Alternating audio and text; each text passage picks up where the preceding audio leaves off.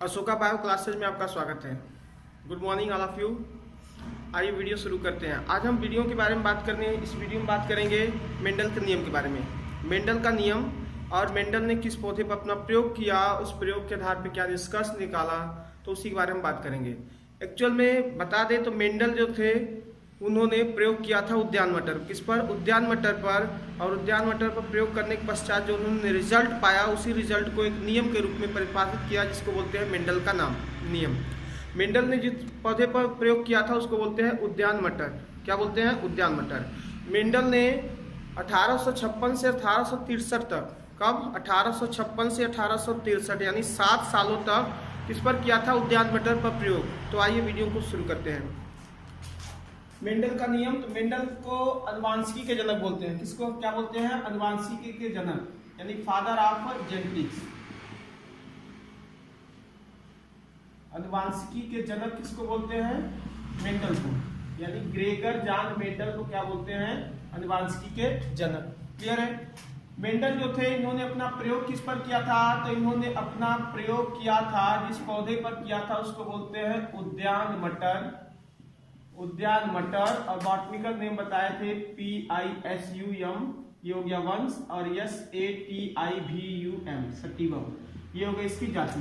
तो मेंडल ने अपना प्रयोग किस पर किया था? उद्यान मटर पर। और उद्यान मटर का बॉटनिकल नेम होता है, वनस्पति वैज्ञानिक नाम, पाइसम सटिवम।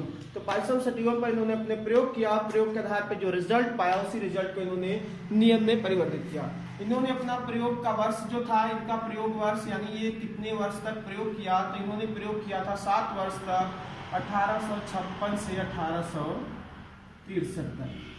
यानी कितने वर्ष तक? 7 वर्ष तक। 7 वर्ष तक इन्होंने उद्यान मटर पर प्रयोग किया। प्रयोग के आधार पर जो भी कुछ निष्कर्ष पाया उसी को उन्होंने नाम दिया मेंडल का नियम। मेंडल ने जिस पौधे पर प्रयोग किया था उस पर 7 विरोधी लक्षणों का चुनाव किया था। कितने? 7 विपरीत लक्षणों का चुनाव किया था।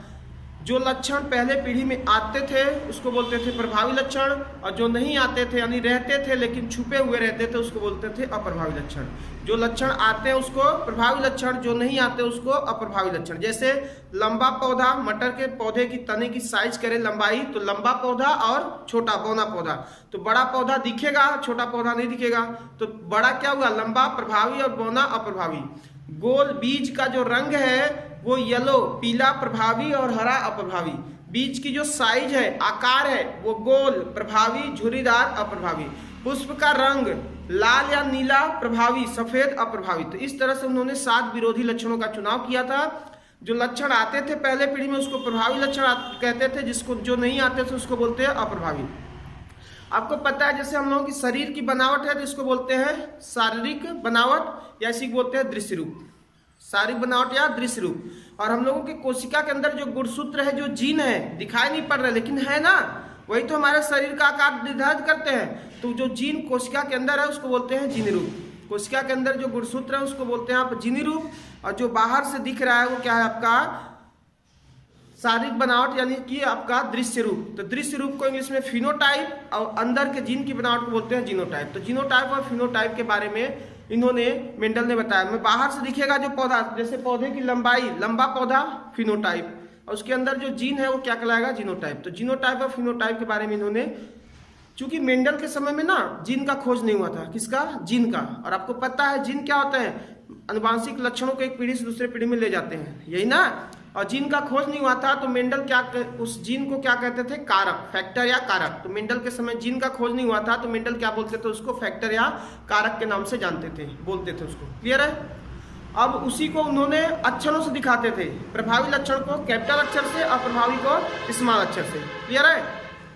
अच्छा, यह क्या कारण था कि मेंडल ने इस मटर के ही पौधे पर प्रयोग किया, यानी कि और ढेर सारे पौधे थे, मटर के पौधे पर ही प्रयोग क्यों किया? तो मटर के पौधे पर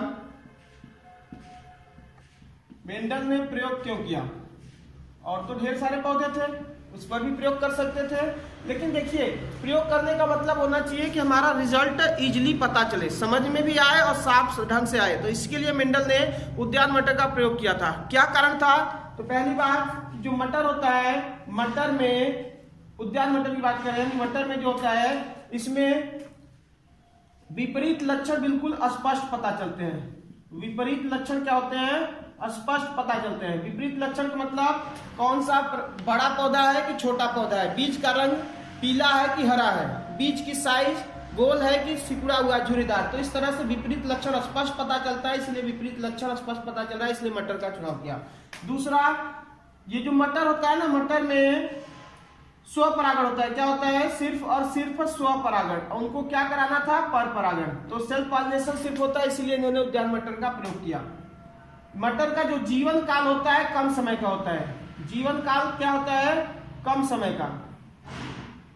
जीवन काल कम समय का मतलब में जो मटर होता है, मटर 4 से 5 महीने में लगाएंगे, फूलेगा, फलेगा और सूख जाएगा। तो एक पूरे जीवन के स्टडी के बारे में, उस पूरे पौधे के पूरे बारे में जानने के लिए क्या होगा? 4 से 5 महीने में जान जाएंगे। तो इसका जीवन काल कम था और इसमें क्या होती है? गुणसूत्रों की संख्या भी क्या होती है? कम होती है। क्या होती है? गुणसूत्रों की संख्या कम थी। गुणसूत्रों की संख्या क्या थी? कम। कितना? 7 जोड़ा था। 7 जोड़ा यानी कि 14। तो मेंडल ने कितने वर्ष तक प्रयोग किया था? 7 वर्ष तक प्रयोग किया था। और कितने जोड़े को उनके गुणसूत्र, जो मटर था, मटर में कितने जोड़े गुणसूत्र थे? तो 7 जोड़े। ये ऐसे फैक्टर, ऐसे कारक है जिसकी वजह से मेंडल ने मटर के पौधे का प्रयोग किया। क्यों? क्योंकि मटर के पौधे का विपरीत लक्षण स्पष्ट पता चलता है। बड़ा पौधा है कि छोटा दिख जा रहा है, स्पष्ट पता चलता है। दूसरा, इसमें सिर्फ और सिर्फ क्या होता है? स्वपरागण, जबकि इनको क्या कराना है? पर परागण। तो सुविधा है, स्वपरागण सिर्फ होता है। तीसरी, मटर का जीवन काल कम होता है, यानी 4 से 5 महीने में ये फूल फल के सूख जाएगा। तो इसके जानने के लिए, इसके पूरे जीवन के बारे में जानने के लिए 4 से 5 महीने में ही जान जाएंगे। और अगला है, इसमें गुणसूत्रों की संख्या बहुत कम, यानी कि 14, यानी 7 जोड़ी होता है। तो 7 जोड़ी होता है, इसलिए इसको आसानी से समझ सकते हैं। भाई ऐसे कल्पना करो, यदि 70-80 जोड़ी वाला है, 70-80 गुणसूत्र वाला लिए होते तो गुणसूत्रों के समझने में ज्यादा दिक्कत होती, इसलिए कम जोड़ी वाला इन्होंने चुनाव किया था। अब मेंडल ने जब मटर के पौधे का चुनाव किया तो मटर के पौधे पर इन्होंने प्रयोग किया। प्रयोग कितने वर्ष तक किया? 7 वर्ष, यानी 1856 से 1863 तक। अब प्रयोग करने के पश्चात इन्होंने नियम बनाया, उसी को नाम दिया गया मेंडल का नियम। तो अनुवांशिकी के जनक कौन? मेंडल। और मेंडल के नियम के बारे में बात करते हैं तो मेंडल ने कितने नियम दिए थे? 3 नियम। कितने नियम? 3 नियम दिए थे। पहले नियम की बात करते हैं हम लोग। फर्स्ट नियम, प्रथम नियम है प्रभाविता का नियम। क्या है? प्रभाविता का नियम।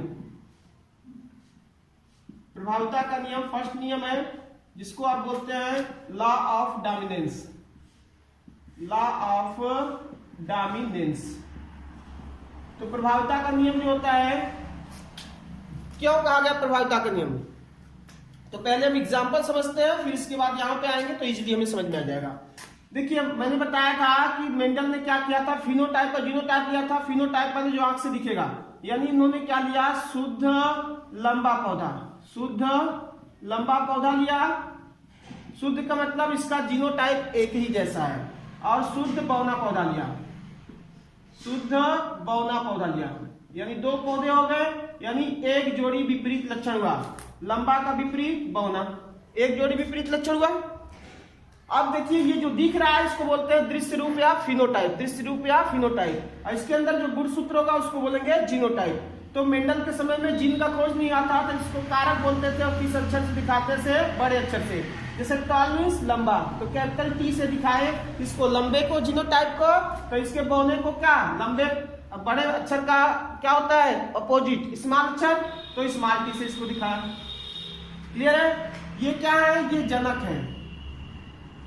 ये क्या है? इसके जनक है। जनक माने इन्हीं दोनों के माध्यम से प्लांट का अगले पीढ़ी का निर्माण होगा। तो मेंडल ने क्या किया? शुद्ध लंबा पौधा लिया, शुद्ध बौना पौधा लिया, यानी बौने पौधे वाला बीज लिया और लंबे पौधे वाला, दोनों बीज को क्या किया? जमीन में डाल दिया। अब वो बढ़ेंगे बढ़ेंगे, जब उसमें फूल लगेगा तो क्या किया उन्होंने? इसका परागकण लंबे वाले का बौने पर, बौने वाले का लंबे पर ले गए।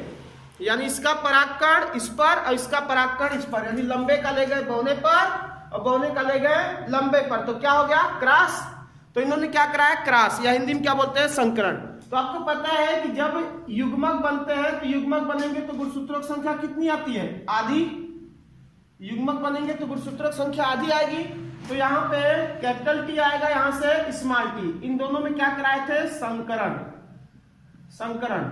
यही दोनों मिलेंगे, तो क्या बनेगा, कैपिटल टी के साथ स्मॉल टी। और भाई देखिए ये जनक है, इसके पेरेंट्स है, तो ये जो बनेगा इसको क्या बोलेंगे, प्रथम पीढ़ी यानी F1 पीढ़ी, फर्स्ट जनरेशन।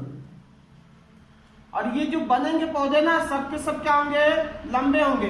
कैसे, लंबे पौधे होंगे। और इसमें जो जीनोटाइप है देख सकते हैं, बड़ा वाला भी है छोटा वाला भी, यानी कि बड़ा वाला टी किसके लिए, लंबे के लिए, स्मॉल टी है बौने के लिए। लेकिन कैसा पौधा बन रहा है, लंबा, यानी लेकिन जीन किसके है, दोनों के, तो दोनों के जीन है, तो ये हाइब्रिड हो गया।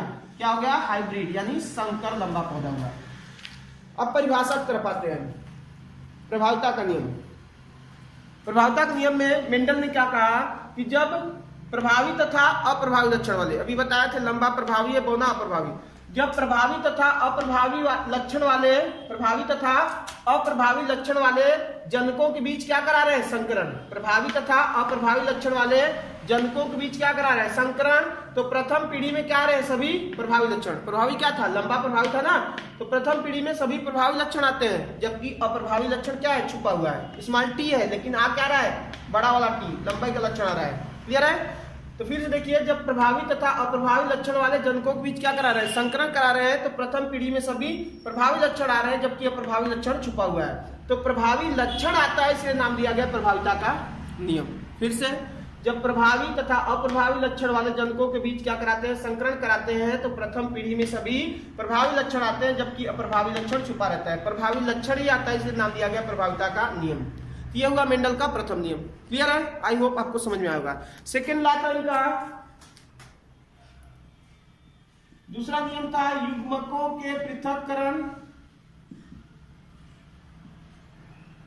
युग्मकों के पृथक्करण या इसी बोलते हैं युग्मकों के शुद्धता का नियम।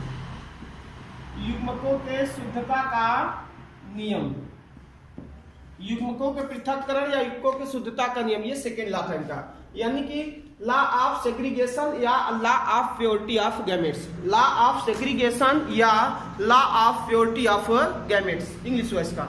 अब युग्मकों के पृथक्करण के नियम में इसको जानने के लिए हम थोड़ा सा ये जो चक्रण है इसको थोड़ा सा अगले स्टेप तक ले चलेंगे।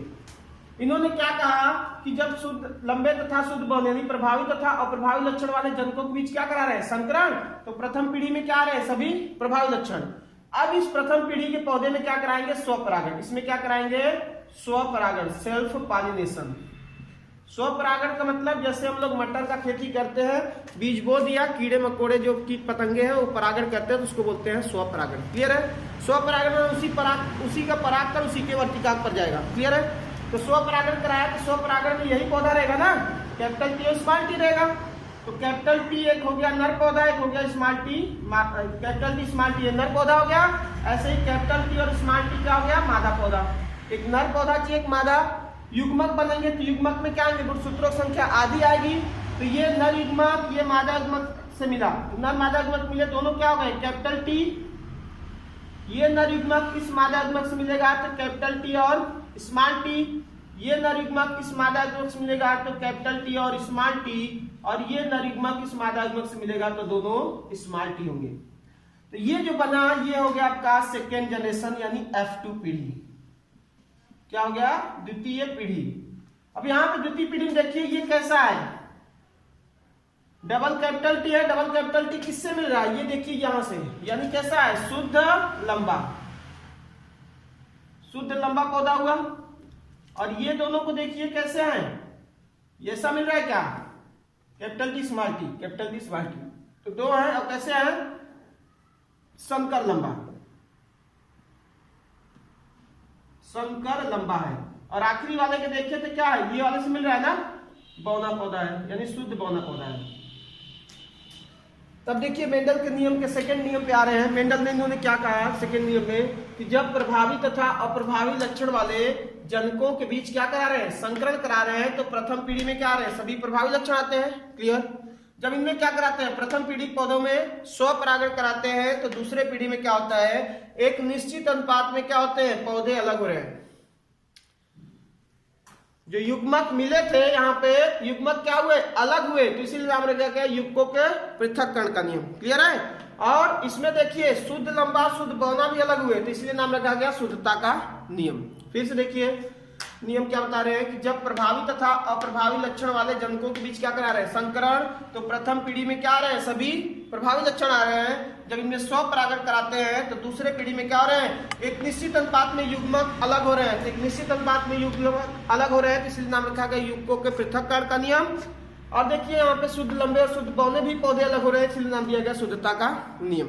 क्लियर है। एग्जाम्पल की बात करें तो शुद्ध लंबा पौधा, शुद्ध बौना पौधा, इन्होंने संकरण कराया तो पहले पीढ़ी में क्या है, सभी संकर लंबे पौधे हैं। जब इस प्रथम पीढ़ी पौधे यानी संकर लंबे पौधे में स्वपरागण कराया तो दूसरे पीढ़ी में देखते हैं एक निश्चित अनुपात में लंबे और बौने पौधे अलग हो रहे हैं। कितने अनुपात में, 3 संबंध 1 के अनुपात में। 3 संबंध 1 के अनुपात में लंबे और बौने पौधे अलग हो रहे हैं, तो इसका फिनोटाइप और जीनोटाइप बोलते हैं। फिनोटाइप इंग्लिश वर्ड है, हिंदी बोलते हैं इसको दृश्य रूप। दृश्य रूप माने जो आंख से दिखता है, तो दृश्य रूप का अनुपात कितना होगा, 3 संबंध 1। कितना, 3 संबंध 1। यानी 3 क्या है, ये लंबा है और ये 2 लंबे, तो 2 1 3 लंबे हो गए और 1 बौना। तो लंबे और बौने पौधे का अनुपात कितना होगा, 3 संबंध 1। ये आंख से दिख रहा है ना, लंबा और बौना दिख रहा है, तो ये क्या होगा, फिनोटाइप। जो दिखेगा आंख से वो फिनोटाइप। तो 3 लंबे और 1 बौने हो गए, तो फिनोटाइप यानी दृश्य रूप कितना होगा, 3 संबंध 1। और जो इसके अंदर गुणसूत्र होगा तो इसको बोलेंगे जीनोटाइप, और इसको बोलते हैं हिंदी में जीनी रूप। जीनोटाइप या जीनी रूप। तो देखिए ये दोनों कैपिटल टी जो है बिल्कुल सेम है। ऐसा कोई चारों में से है जिसमें दोनों कैपिटल टी है, तो सिर्फ अकेला यही है जिसमें एक कैपिटल, दोनों कैपिटल टी है, तो वो एक ले लिया आपने। इन दोनों के देखिए दोनों सेम है, कैपिटल स्मॉल कैपिटल और स्मॉल, और बाकी में नहीं है कैपिटल स्मॉल। ये 2 हो तो 2 ये हो गया, और बाकी ये स्मॉल वाला है वो अकेला है, दोनों स्मॉल सिर्फ उसी में, तो कितना हो गया 1। यानी इसके अंदर जो जीन है यानी जो अक्षर है उसी को जीन उन्होंने इंडिकेट किया था, फैक्टर। तो ये जो है बिल्कुल सेम अक्षर वाले होंगे तो सेम जीनोटाइप। तो इस दोनों कैपिटल टी इसमें है तो 1 हो गया। ये दोनों एक कैपिटल स्मॉल है, कैपिटल स्मॉल 2 है तो इसको 2 रखा और इसको 1 रखा। तो इस तरह से सेकेंड पीढ़ी में एक संकर संकरण इसलिए कि एक विरोधी लक्षण में संकरण कराया। एक संकर संकरण में जो फिनोटाइप होता है वो 3 संबंध 1, और जीनोटाइप कितना होता है, 1 संबंध 2 संबंध 1। तो ये हुआ हमारा क्या, मेंडल के 2 नियम। प्रथम नियम जिसको नाम दिया प्रभावता का नियम, सेकेंड नियम जिसको नाम दिया युग्मकों के पृथक्करण का नियम। तीसरे नियम पे आते हैं। तीसरा नियम देखते हैं क्या होगा। तीसरा नियम जो है इसको बोलते हैं आप स्वतंत्र अपव्यूहन का नियम। क्या बोलते हैं, स्वतंत्र अपव्यूहन का नियम। तो स्वतंत्र अपव्यूहन के नियम पे आते हैं। तीसरा नियम है मेंडल का स्वतंत्र अपव्यूहन का नियम।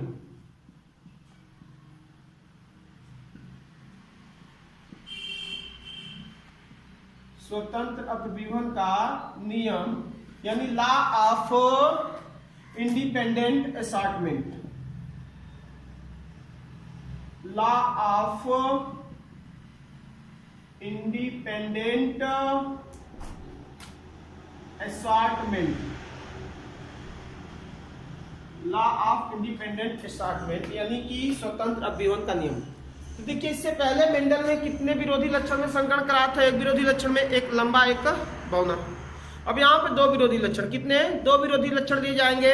2 विरोधी लक्षणों के बीच में संकरण कराएंगे, पहले पीढ़ी में जो आएगा फिर उसके बाद दूसरे पीढ़ी में जो आएगा उसके आधार पे हम लोग निष्कर्ष निकालेंगे, यानी मेंडल ने निकाला।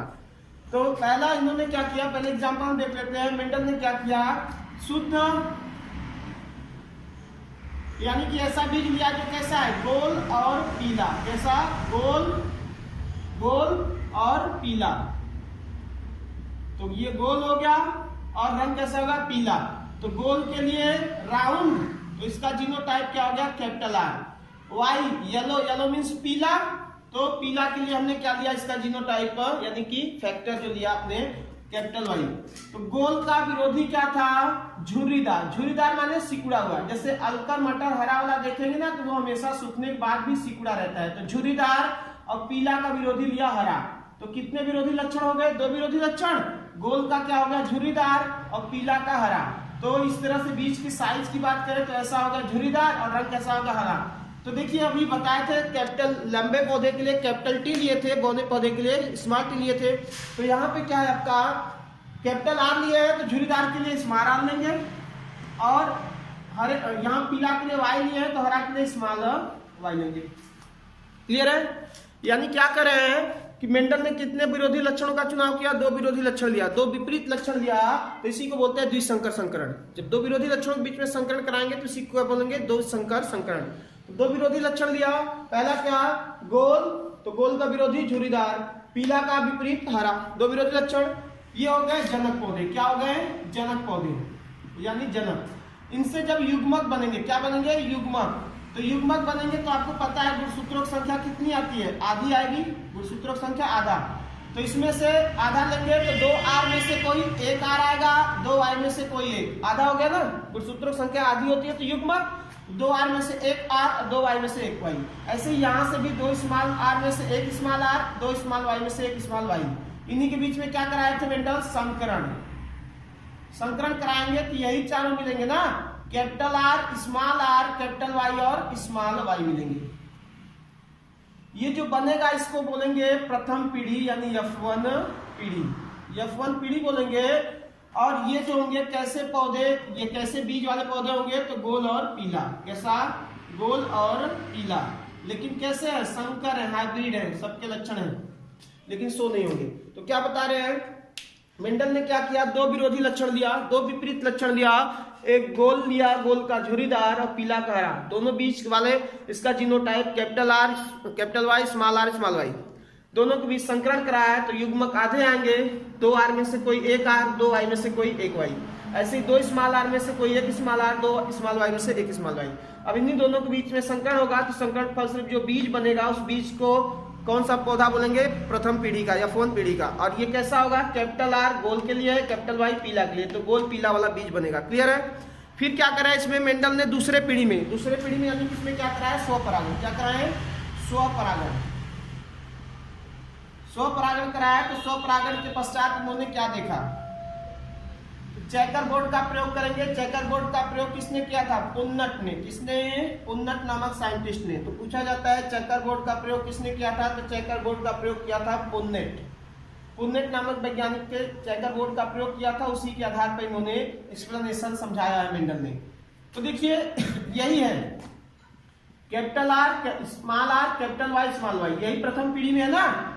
तो युग्मक बनेंगे तो युग्मक इसी से बनेंगे, युग्मक माने आधे होंगे तब। तो देखिए यहाँ पे ध्यान दीजिए, इन दोनों को अलग अलग देखिए, एक आर के साथ एक वाई को लीजिए, क्लियर है?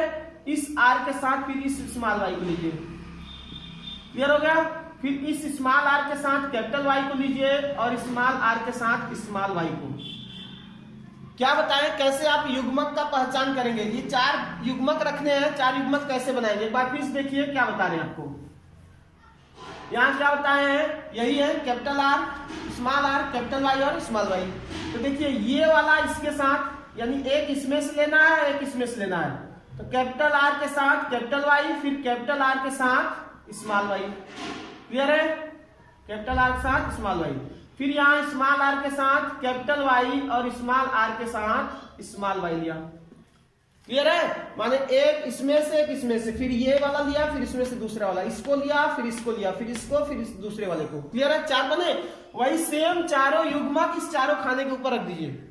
कैपिटल आर कैपिटल वाई था, फिर सेकेंड कैपिटल आर और स्मॉल वाई है, फिर थर्ड है स्मॉल वाई और कैपिटल वाई, फोर्थ है स्मॉल आई और स्मॉल वाई। क्लियर है? ये हो गया नर पौधा। क्या हो गया? नर पौधा। तो मादा पौधा भी चाहिए। मादा पौधे का युग्मक हम इस लाइन में 4 दिखा दे रहे हैं। मादा पौधे में क्या होगा? यही सेम क्रम रख देना है, capital R capital Y, capital R small Y, small R capital Y और small R small Y. Clear है? अब देखिए नर और मादा युग्मक को मिला के लिख देना है। इस खाने में है तो ये सब में जाएगा, ये वाला सब में जाएगा, ये सब में और ये चारों में। ऐसे ऊपर वाला इस चारों में, ये वाला इस चारों में, इस चारों में, जैसे मिला के एक बता दे रहे हैं, बाकी आप समझ लीजिएगा। एक कैपिटल आर यहां से इन दोनों में, इस ब्लॉक्स में कौन आएगा? ये आएगा और ये। तो यहां से ऊपर से क्या? कैपिटल आर और यहां से कैपिटल आर, यहां से कैपिटल वाई और यहां से कैपिटल वाई। क्लियर? इस वाले खाने में आएंगे तो ये तो आएगा ही आएगा। तो क्या आएगा? कैपिटल आर, आर के साथ आर को लिखना है, वाई के साथ वाई को। आर आया यहाँ से, ऊपर से क्या आएगा आर, यहाँ से क्या आया कैपिटल वाई, बड़े वाले को पहले लिखिए कोशिश करके, स्मॉल वाले को बाद में। तो यहाँ कैपिटल वाई, यहाँ से स्मॉल वाई, क्लियर है।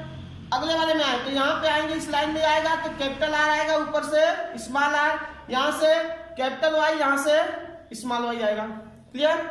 अगले सॉरी कैपिटल वाई यहाँ से भी, कैपिटल वाई यहाँ से भी। यहाँ देखें तो ये आखिरी में आएगा तो कैपिटल आर, यहाँ से स्मॉल आर, यहाँ से कैपिटल वाई और यहाँ से स्मॉल वाई, क्लियर है।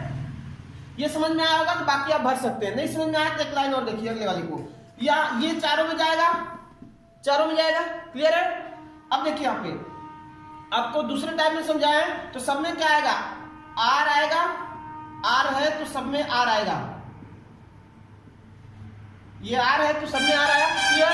इसके बाद ऊपर से देखो क्या है, ये ऊपर वाले को भरो। इस लाइन में कौन आ रहा है कैपिटल आर, इस लाइन में क्या है कैपिटल आर है, इस लाइन में स्मॉल आर है, इस लाइन में स्मॉल आर, क्लियर।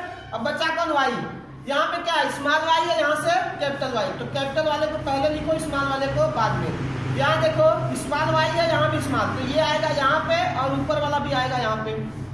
यहाँ पे क्या है कैपिटल वाई है तो कैपिटल वाई पहले लिखो, स्मॉल वाई यहाँ है तो इसको बाद में लिखो।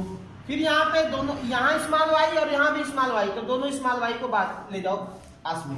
अब अगली वाले में देखें तो यही है, ऊपर से क्या आएगा कैपिटल आर, नीचे से स्मॉल आर, दोनों ऊपर भी वाई और नीचे भी कैपिटल वाई। यहाँ पे आएंगे कैपिटल आर, यहाँ से आएगा स्मॉल आर, यहाँ से आएगा कैपिटल वाई, यहाँ से स्मॉल वाई, यहाँ से आएगा देखिए दोनों स्मॉल आर है, दोनों स्मॉल आर हो गए, यहाँ से कैपिटल वाई, यहाँ से भी कैपिटल वाई। यहाँ देखिए स्मॉल आर, यहाँ भी स्मॉल आर, तो इस लाइन में दोनों स्मॉल आर, यहाँ से दो स्मॉल है, यहाँ पे कैपिटल, तो कैपिटल पहले स्मॉल को बाद में।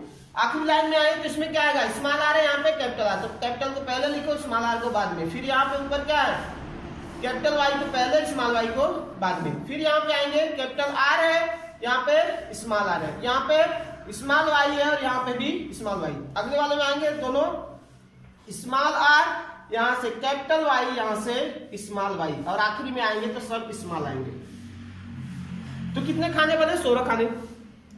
और ये जो बने बीज ना इसको क्या बोलेंगे द्वितीय पीढ़ी, F2 पीढ़ी, क्या बोलेंगे F2 पीढ़ी, सेकेंड जनरेशन। अब देखिए सेकेंड जनरेशन में क्या आंकड़े निकल के आएंगे।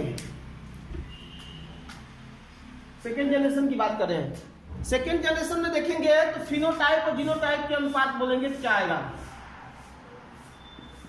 फिनोटाइप अनुपात और जीनोटाइप अनुपात, फिनोटाइप रेशियो या अनुपात और फिनोटाइप और जीनोटाइप अनुपात। तो फिनोटाइप कितना आएगा 9 संबंधित 3 संबंधित 3 संबंधित 1, फिनोटाइप जो आंख से दिखेगा। और जीनोटाइप कितना आएगा 1 संबंधित 2 संबंधित 2 संबंधित 4, फिर 1 संबंधित 2 संबंधित 1 संबंधित 2 संबंधित 1। अब आपको शुरू से ले चल रहे हैं मेंडल के तीसरा नियम, स्वतंत्र अभियोन का नियम। क्या हो रहा है स्वतंत्र अभियोन में, अभी बात हुआ था वहां पे जो जीनोटाइप हमने बनाया था कैपिटल आर, इसी का लिया था कैपिटल आर स्मॉल आर और कैपिटल वाई और स्मॉल वाई। एक इससे मिल रहा था तो दोनों कैपिटल बन रहे थे, ये इससे मिल रहा था तो कैपिटल साथ स्मॉल बन रहा था, ये इससे मिल रहा था तो स्मॉल के साथ कैपिटल बन रहा था, ये इसमें मिल रहा था स्मॉल आर, यही थे जीनोटाइप, क्लियर है। अब मेंडल के एग्जाम्पल की बात करें, पहले एग्जाम्पल में नियम कराते हैं। मेंडल ने क्या किया स्वतंत्र अभियोन का नियम, ध्यान समझिएगा, बिल्कुल इजी है, बस बड़ा दिखने में लग रहा है इजी है, ध्यान सुनिएगा। क्या किया मेंडल ने, जब दो विरोधी लक्षण माने गोल का झुर्रीदार और पीला का हरा, जब दो विरोधी लक्षण वाले जनकों के बीच क्या कराएं संकरण, तो प्रथम पीढ़ी में सभी क्या है प्रभावी लक्षण, प्रथम पीढ़ी में सभी प्रभावी लक्षण, क्लियर। जब इस प्रथम पीढ़ी में क्या कराएं स्वपरागण, क्या कराएं स्वपरागण, तो दूसरे पीढ़ी में, ये दूसरी पीढ़ी है, दूसरी पीढ़ी में देखिए कैपिटल वाला प्रभावी है और स्मॉल वाला अप्रभावी, तो दूसरी पीढ़ी में प्रभावी के साथ प्रभावी, अप्रभावी के साथ अप्रभावी, प्रभावी के साथ तथा अप्रभावी के साथ स्वतंत्र रूप से, माने कोई किसी से जुड़ जा रहा है, स्वतंत्र रूप से जुड़कर नए लक्षण वाले पौधे बना रहा है। कितने प्रकार के बीज थे 4 प्रकार, 2 प्रकार के बने, कितने 4 प्रकार के, तो नए लक्षण वाले पौधे का निर्माण करता है, तो नए प्रकार के लक्षण का निर्माण करता है, इसलिए नाम लिया गया स्वतंत्र अभियोन, स्वतंत्र रूप से जुड़ रहा है तो स्वतंत्र अभियोन का नियम। फिर से जब दो विरोधी लक्षण वाले जनकों के बीच क्या करा रहे हैं, संकरण करा रहे हैं, तो प्रथम पीढ़ी में सभी प्रभावी लक्षण आते हैं। जब इनमें स्वपरागण कराते हैं तो दूसरे पीढ़ी में प्रभावी प्रभावी के साथ, प्रभावी अप्रभावी के साथ, अप्रभावी प्रभावी के साथ तथा अप्रभावी अप्रभावी के साथ स्वतंत्र रूप से जुड़कर नए लक्षण वाले पौधे का निर्माण करता है। तो स्वतंत्र रूप से जुड़ने के कारण इसको नाम दिया गया स्वतंत्र विहन का नियम, स्वतंत्र विहन का नियम। एग्जाम्पल की बात करें तो गोल पीला झुर्रीदार बीज लिया, इसका जीनोटाइप रखा capital R capital Y small Y. युग्मक बनेंगे तो आधे आएंगे, तो कैपिटल आर कैपिटल वाई आया, यहाँ से स्मॉल वाई आया। दोनों में संकरण हुआ तो यही बनेंगे capital R capital Y small Y. ये प्रथम पीढ़ी हो गया गोल पीला प्रभावी लक्षण आया। जब इन्हें स्वपरागण कराया तो दूसरे पीढ़ी में युग्मक के रूप में देखिए आर वाई के साथ मिला, आर इस वाई के साथ मिला, ये आर इस वाई के साथ और स्मॉल आर इस वाई के साथ। तो ये युग्मक चारों हमने रखा। अब क्या कराया, संकरण कराया। संकरण करा के जिस ब्लॉक के सामने जो है आ रहा है उसको लिखना है, जिसके सामने जो आ रहा है उसको लिखना है। बड़े वाले अक्षर को पहले, छोटे वाले को बाद में रखना है। अब देखिए जब द्वितीय पीढ़ी आई, ये सेकंड जनरेशन, तो इसमें क्या दिख रहा है कि कितने 9 संबंधित 3 संबंधित 3 संबंधित 1, यानी ये अनुपात क्या है। तो देखिए कैपिटल आर किसके लिए था, कैपिटल आर किसके लिए था, गोल के लिए, कैपिटल आर गोल के लिए, कैपिटल वाई पीला। तो गोल पीला बीज कितने बने, 9। कितने बने, 9। ये क्या है, आर किसके लिए है, राउंड गोल के लिए, और स्मॉल वाई किसके लिए था, हरा के लिए था। तो गोल हरा बीज कितने बने, 3। कितने बने, 3। फिर इसके बाद स्मॉल आर किसके लिए है, झुर्रीदार, ये हो गया झुर्रीदार। और वाई किसके लिए था, पीला के लिए। तो झुर्रीदार पीला बीज कितने बने, 3। तो बच्चा कितना, 1 कौन है, स्मॉल आर स्मॉल वाई, यानी झुर्रीदार हरा। तो झुर्रीदार हरा बीज कितना बना, 1। कितना बना, 1। तो कितने प्रकार के बीज यूज किए थे, 2 प्रकार के ना, और बने कितने प्रकार के, 4 प्रकार के, 4 प्रकार के बने। इसका मतलब ये हुआ इसमें कोई भी किसी से जुड़ रहा है तो फिनोटाइप यानी जो आंख से दिखेगा, तो आंख से दिख रहा है कितने 9 बीज कैसे है, गोल और पीला। 9 बीज कैसे हैं, गोल और पीला। फिर इसके बाद 3 बीज कैसे हैं, गोल और हरा, और 3 बीज कैसे हैं, झुर्रीदार और पीला, और 1 बीज कैसा है, झुर्रीदार और हरा।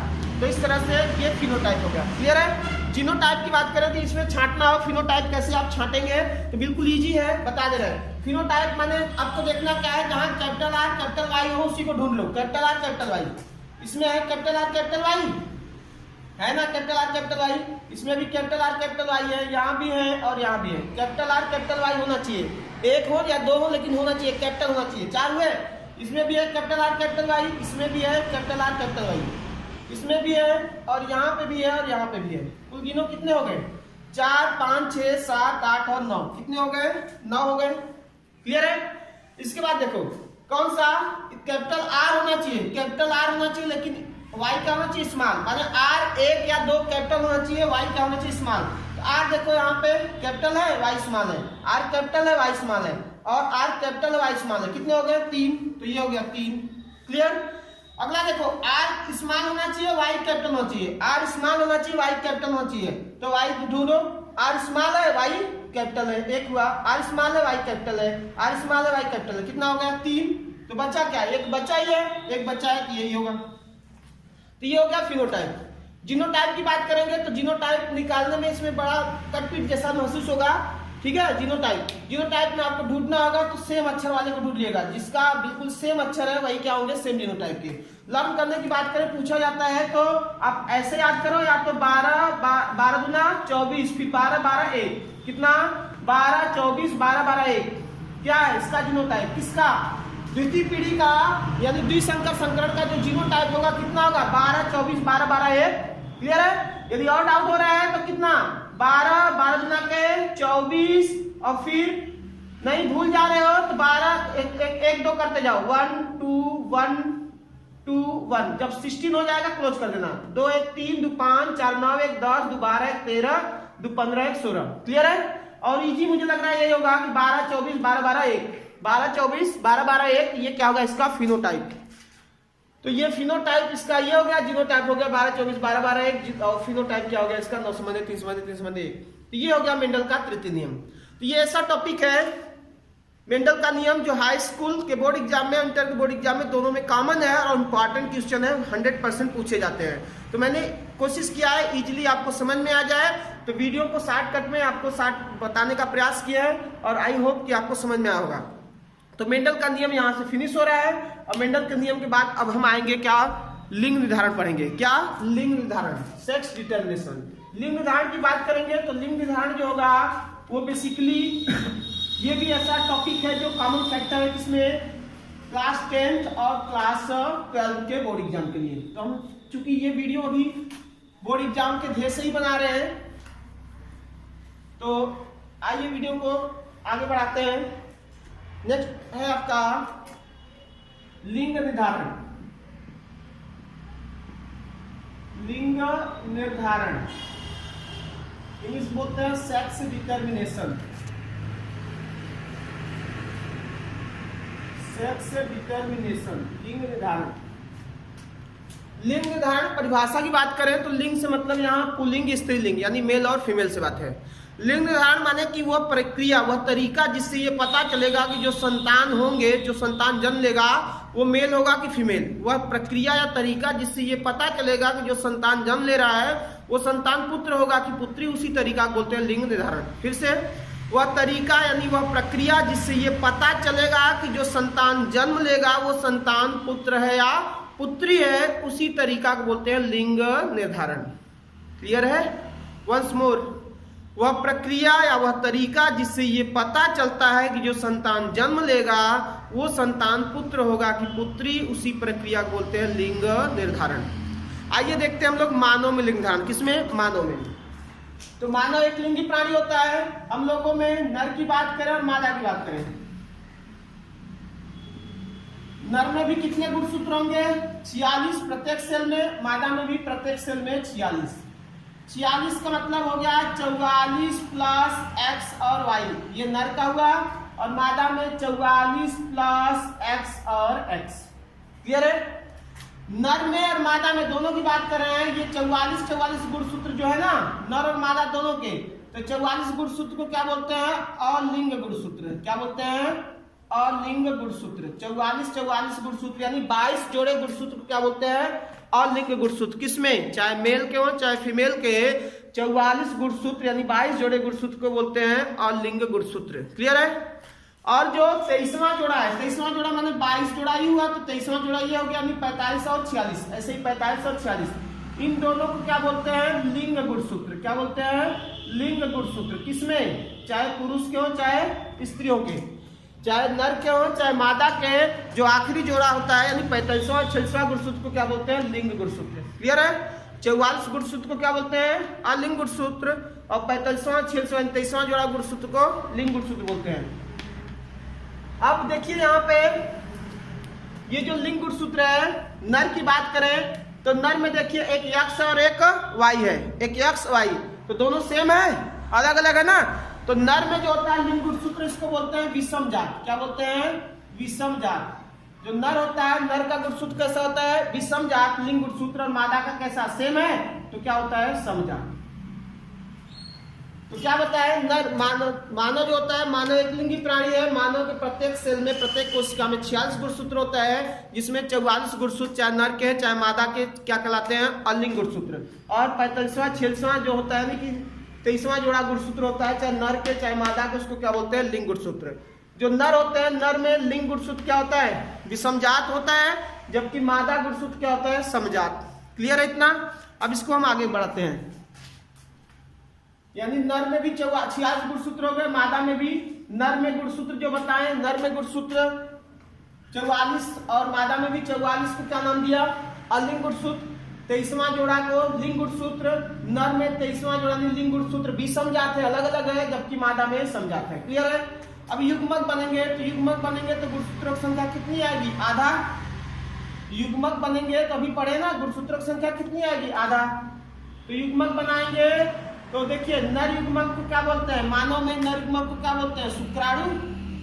नर युग्मक को शुक्राणु और मादा युग्मक को क्या बोलते हैं? अंडाणु। आधा करना है, आधा इजली है। 44 का आधा करेंगे तो 22, फिर 22, ये हो गया 22 44। बचा क्या? इसमें से आधा करना है तो एक जगह x रख लीजिए, एक जगह y। कितना हो गया? 22 से 23, 22 से 23, 23 23 46। यानी शुक्राणु में जो नर युग्मक होता है, इसमें गुणसूत्रों की संख्या जो कोशिका होती है उसकी आधी होगी, तो यानी कि 23 हो गया। मादा में आएंगे तो इसको भी आधा करिए, 44 का आधा 22 और 22 हुआ, और लिंग गुणसूत्र में आएंगे तो एक यक्ष यहाँ रख लो, एक यक्ष यहाँ रख लो, तो हो गए ना 23 46। तो देखिए मादा में क्या है, दोनों में यक्ष है, और नर में क्या है, एक यक्ष है और एक वाई। अब क्या करना है, निषेचन होगा। निषेचन में क्या पढ़े थे आप, नर और मादा युग्मक के मिलने क्रिया को निषेचन। निषेचन क्या होता है, जब नर युग्मक मादा युग्मक से मिलेगा तो इस क्रिया को बोलेंगे निषेचन। तो देख लीजिए ये नर युग्मक है, ये मादा युग्मक है, तो ये दोनों मिलेंगे तो 22 यहाँ से 22 यहाँ से 22 44 प्लस यहाँ से क्या आएगा यक्स, यहाँ भी क्या है एक्स। ये नर युग्मक इस मादा युग्मक से मिलेगा, सॉरी इससे मिलेगा, ये नर युग्मक ये दूसरे वाले मादा युग्मक से मिलेगा, तो यहाँ क्या होगा 22 यहाँ से 22 यहाँ से 22 44 प्लस यहाँ से x और यहाँ से भी x, तो हो गए 46। ये नर युग्मक जो है इस मादा युग्मक से मिलेगा, तो 22 44 प्लस यहाँ से x यहाँ से y, x और y यहाँ से लेंगे तो 22 दोनों को ले लें तो 22 यहाँ से 44 प्लस यहाँ से x यहाँ से y। ये कौन सी प्रक्रिया हुई, निषेचन। निषेचन क्या होता है, नर तथा मादा युग्मक के मिलने की क्रिया को निषेचन बोलते हैं। तो यहाँ पे देखिए फिर से एक बार कि मानव लिंग धारण क्या होता है, मानव एक लिंगी प्राणी होता है जिसमें प्रत्येक कोशिका में 46 गुणसूत्र होता है। नर में 46 गुणसूत्र में से 44 तथा 44 और लिंग गुणसूत्र क्या होता है XY, जबकि मादा में जो होता है लिंग गुणसूत्र 44 और लिंग गुणसूत्र X और Y होता है, यानी कि नर में लिंग गुणसूत्र विषम जात और मादा में लिंग गुणसूत्र समजात होता है। जब इससे युग्मक बनेंगे तो नर युग्मक शुक्राणु बनेगा, तो युग्मक क्या होंगे 22 प्लस X या 22 प्लस Y होंगे, क्लियर। और मादा युग्मक बनेगा चाहे अंडाणु में जो भी बनेगा तो हमेशा क्या आएगा 22 प्लस X ही आएगा। जब ये नर युग्मक मादा युग्मक यानी अंडाणु शुक्राणु जब मिलेंगे तो इस क्रिया को बोलेंगे निषेचन। निषेचन में नर युग्मक जो है, नर युग्मक का कौन सा 22 प्लस X भाग ले रहा है मादा युग्मक से, तो निषेचन में कौन सा 22 प्लस x भाग ले रहा है, तो 22 प्लस x वाले ये आ रहे हैं, और 22 प्लस y भाग ले रहा है तो 22 प्लस y वाले ये आ रहे हैं। तो आप केयर करिए 22 प्लस ये 44 प्लस x किससे मिल रहा है, नर से कि मादा से, ये मादा से मिल रहा है ना, ये भी मादा से मिल रहा है, और ये दोनों नर से मिल रहा है ना, ये दोनों नर से मिल रहे हैं। तो क्या निष्कर्ष निकल क्या रहा है, निष्कर्ष ये निकल रहा है कि यदि नर शुक्राणु का कौन सा 22 प्लस x भाग ले रहा है तो संतान क्या हो रही है, पुत्री। शुक्राणु में से निषेचन में से जैसे ये नर युग्मक में से 22 प्लस x भाग ले रहा है निषेचन में, तो देख सकते हैं यहाँ और यहाँ, तो दोनों संतान क्या है, पुत्री। और यदि शुक्राणु का कौन सा 22 प्लस y भाग ले रहा है तो संतान क्या हो रहे हैं, पुत्र। 22 प्लस y भाग ले रहा है संतान पुत्र, नर हो रहे हैं। तो इसका मतलब आप खुद से डिसाइड करिए कि पुत्र या पुत्री होना, पुत्र होगा या पुत्री होगा किसके गुणसूत्र पर है, डिपेंड कर रहा है, पिता के कि माता के, यानी नर के कि मादा के। नर से आएगा कौन, यक्ष आएगा तो संतान क्या हो रही है, पुत्री। नर से क्या आ रहा है, वाई आ रहा है तो संतान हो रहा है पुत्र। यानी लिंग निर्धारण में नर गुणसूत्र निर्धारित करता है कि संतान पुत्र होगा कि पुत्री। क्यों, क्योंकि दोनों के गुण इसी में है, यक्ष भी वाई इसी में है, तो लिंग गुणसूत्र लिंग निर्धारण में कौन सी गुणसूत्र भाग लेता है, किसका, नर गुणसूत्र। नर गुणसूत्र निर्धारित करेगा कि संतान पुत्र होगा कि पुत्री। एक बार फिर देखिए लिंग धारण क्या होता है, वह प्रक्रिया जिससे ये पता चलेगा कि संतान जो जन्म लेगा वो पुत्र होगा कि पुत्री, उसी तरीके बोलते हैं लिंग धारण। मानव लिंग धारण की बात करें तो मानव क्या होता है, एक लिंगी प्राणी होता है जिसके प्रत्येक कोशिका में 46 गुणसूत्र होता है, जिसमें नर और मादा में 44 गुणसूत्र को क्या बोलते हैं, अलिंग गुणसूत्र, और 23वां जोड़ा गुणसूत्र होता है इसको लिंग गुणसूत्र बोलते हैं। नर में जो होता है आखिरी जो गुणसूत्र जोड़ा गुणसूत्र होता है विषम जात यानी लिंग गुणसूत्र विषम जात, और मादा में क्या होता है, समजात होता है। जब इससे युग्मक बनेंगे शुक्राणु तो 22 प्लस x या 22 प्लस y होगा, जबकि मादा युग्मक बनेगा अंडाणु तो 22 प्लस x ही होगा। यदि नर शुक्राणु में से 22 प्लस x निषेचन में भाग ले रहा है तो संतान हो रही है पुत्री, 22 प्लस y भाग ले रहा है तो संतान हो रहा है पुत्र। यानी लिंग निर्धारण में, मानव लिंग धारण में नर गुणसूत्र निर्धारित करता है कि संतान पुत्र होगा कि पुत्री, न कि मादा गुणसूत्र। क्लियर है, ऑब्जेक्टिव पूछा जाता है कि लिंग धारण में किसका गुणसूत्र निर्धारित करेगा, तो नर गुणसूत्र निर्धारित करेगा कि संतान पुत्र होगा कि पुत्री। आपके एनसीईआरटी में प्रैक्टिस सेट में क्वेश्चन बनाया है कि गांव में एक कहावत है कि कोई महिला है जिसको सिर्फ पुत्रियां पैदा हो रही हैं, क्या हो रही है, सिर्फ पुत्रियां पैदा हो रही हैं, पुत्र नहीं पैदा हो रहे हैं। तो उसमें पूछा था कि क्या इस महिला का दोष है, इस महिला का दोष है जिसको सिर्फ और सिर्फ क्या पैदा हो रही है, पुत्रियां पैदा हो रही हैं। तो आपको उसका एक्सप्लेनेशन यही देना था लिंग धारण करके। क्यों? क्योंकि भाई ये बताना पड़ेगा कि यदि जो महिला को सिर्फ पुत्री पैदा हो रही है, इसका मतलब बार बार निषेचन में जो नर का शुक्राणु है कौन सा भाग ले रहा है, 22 प्लस यक्स भाग ले रहा होगा, जिसकी वजह से पुत्री पैदा हो रही है। यदि 22 प्लस वाई भाग लेता है तो क्या होता है, पुत्र पैदा होता है। यानी कि इस महिला का कोई दोष नहीं है। क्यों? क्योंकि महिला से हमेशा क्या आएगा, यक्स आएगा। वाई किससे आएगा, पुरुष से आएगा। यदि पुरुष से 22 प्लस वाई भाग लिया होता निषेचन में तो जरूर पुत्र पैदा होता है। यानी बार बार निषेचन में कौन भाग ले रहा होगा, 22 प्लस यक्स नर का शुक्राणु भाग ले रहा होगा, इसलिए संतान क्या हो रही है, पुत्री पैदा हो रही है। इस तरह से इसमें महिला का किसी तरह का दोष नहीं है। तो इस वीडियो में हमने मेंडल के नियम के बारे में जाना, लिंग धारण।